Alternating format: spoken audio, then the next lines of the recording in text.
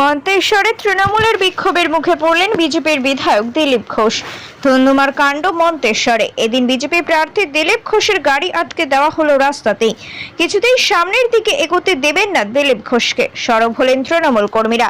গাড়ির সামনে শুয়ে পড়লেন তৃণমূল কর্মীরা। পরিস্থিতি সামাল দিতে নামানো হলো বিশাল পুলিশ বাহিনী। সেই ছবি দেখুন সুপারফাস্ট বাংলার পর্দায়। পূর্ব বর্ধমান থেকে আশিস কুমার ঘোষের রিপোর্ট, সুপারফাস্ট বাংলা।